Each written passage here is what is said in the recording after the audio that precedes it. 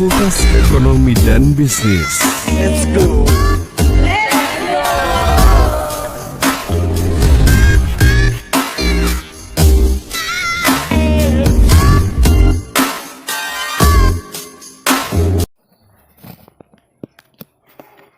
Perkenalkan, nama saya Nofrida Muntasari dari kelas M2A dengan NPM 20 10 01 12 11 040. Saya berasal dari Universitas Bung Hatta dengan Ibu dosen pengampu, Ibu Elmawati, SE MSI. Saya berasal dari Prodi Manajemen. Baiklah, di sini saya akan menjelaskan tentang pengangguran, inflasi, dan sistem kebijakan pemerintah.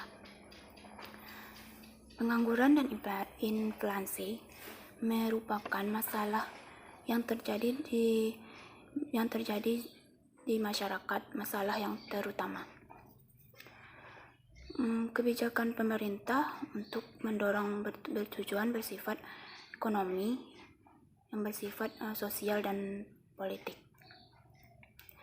Di sini sumber pengangguran dapat dibedakan menjadi dua, pengangguran normal dan pengangguran silikal. Pengangguran berstruktur dan pengangguran yang berdasarkan ciri-cirinya. Pengangguran dapat dibedakan kepada pengangguran terbuka dan pengangguran yang tersembunyi. Pengangguran yang bermusim dan setengah menganggur. Berdasarkan kepada sumber yang menyebabkan masalah, inflasi yang dibedakan kepada inflasi tarikan permintaan, inflasi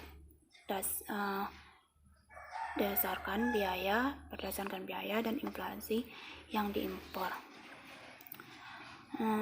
Inflasi dengan taraf kemakmuran masyarakat dan memperbaiki distribusi pendapatan, sedangkan tujuan bersifat sosial meliputi meningkatkan kemakmuran keluarga dan masyarakat dan menghindari masalah kriminal dan mewujudkan kestabilan ekonomi dan politik. Berdasarkan sumber yang menyebabkan masalah inflasi yang dibedakan kepada inflasi tarikan permintaan, inflasi berdasarkan biaya, dan inflasi yang diimpor. Secara kontinu, kebijakan pemerintah diperlukan untuk menjaga kestabilan harga,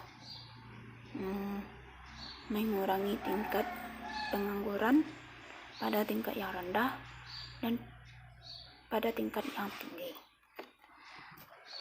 Kebijakan pemerintah yang disebut dapat dibedakan kepada tiga, yaitu kebijakan fiskal dan kebijakan moneter dan kebijakan yang dapat penawaran.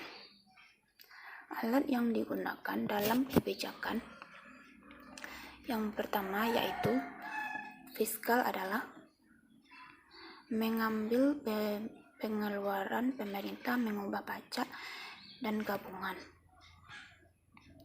Dan keduanya, kebijakan moneter ini disebut dengan pengeluaran pemerintah yang seperti uang dan suku bunga yang tinggi. Baiklah, saya akan menjelaskan tentang ketiga bentuk kebijakan pemerintah tersebut perlu dilakukan secara serentak untuk meningkatkan kreatifannya. Bentuk masing-masing kebijakan tersebut dapat diatasi dengan pengangguran adalah sebagai kebijakan fiskal, yaitu mengurangi pajak dan menambahkan pengeluaran pemerintah. Yang kedua yaitu kebijakan menambahkan penawaran uang, yaitu mengurangi dan menurunkan suku bunga dan menyediakan khusus kepada penawaran uang atau kegiatan tertentu. Yang ketiga yaitu kebijakan dalam segi penawaran, yaitu mendorong lebih banyak investasi, mengembangkan dan instruktur, meningkatkan efisiensi pemerintah, memberikan sebuah dan menerangkan pajak perusahaan dan individu. Di sini kita dapat menjelaskan cara mengatasi inflasi tersebut. Yang pertama,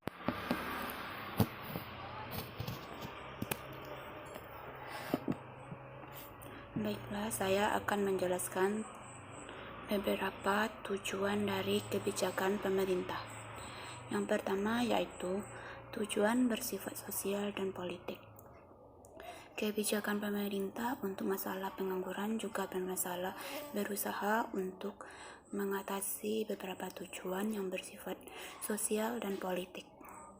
Tujuannya untuk mengatasi yaitu masalah tersebut agar tercapainya tujuan yang bersifat ekonomi.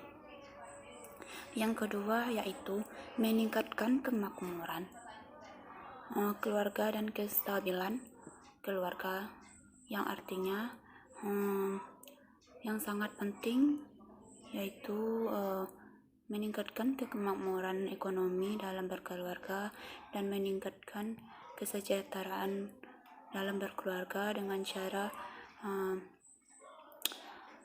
melakukan tujuan-tujuan masalah tersebut dengan baik dan berjalan dengan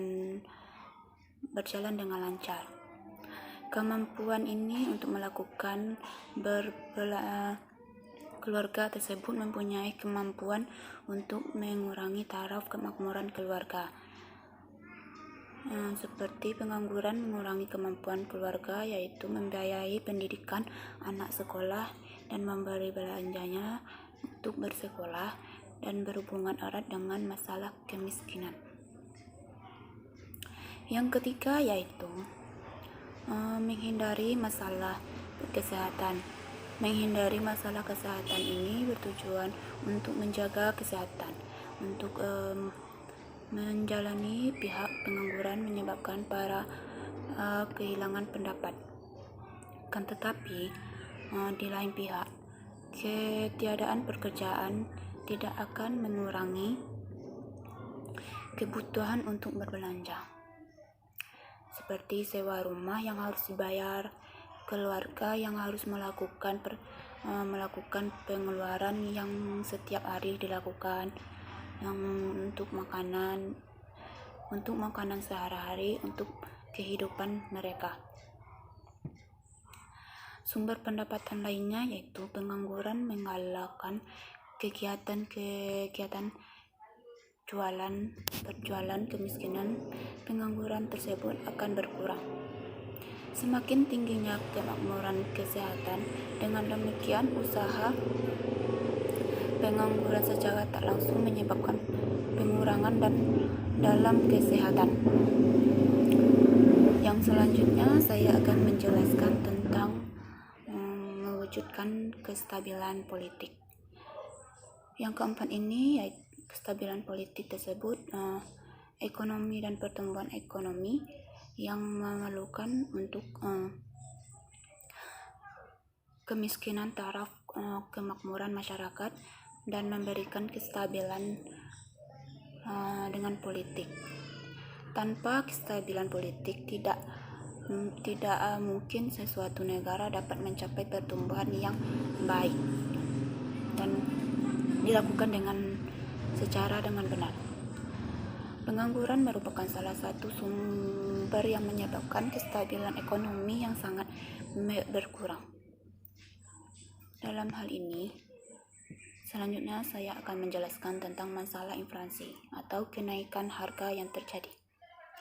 Masalah lainnya yang menentukan mendapatkan perhatian pemerintah adalah masalah inflasi. Tujuan masalah inflasi ini yaitu tujuan jangka panjang pemerintah adalah menjaga agar tingkat inflasi berada pada tingkat yang sangat rendah. Tingkat inflasi ini tujuan utama kebijakan pemerintah karena ia adalah untuk mencapai untuk mencapai inflasi yang sangat tinggi. Yang paling penting adalah usaha adalah menjaga agar inflasi tetap rendah. Jenis-jenis inflasi yang pertama yaitu berdasarkan kepada sumber penyebab harga-harga yang berlaku.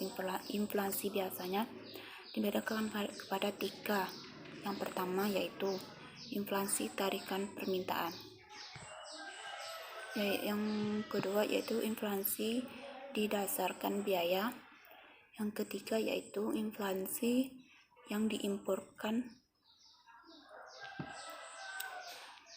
Di sini saya akan menjelaskan tentang inflasi tarikan permintaan, yaitu inflasi tarikan permintaan merupakan pesatnya perkembangan ekonomi yang kemampuan kerja yang tinggi menciptakan tingkat pendapatan yang tinggi pula, dan menimbulkan pengeluaran yang melebihi kemampuan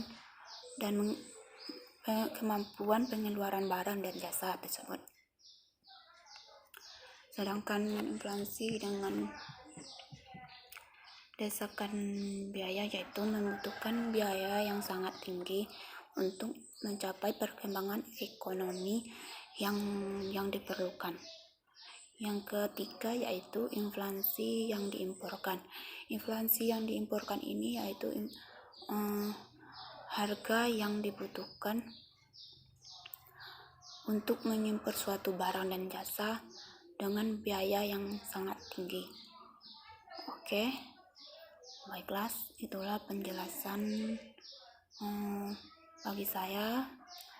Mohon maaf. Assalamualaikum warahmatullahi wabarakatuh.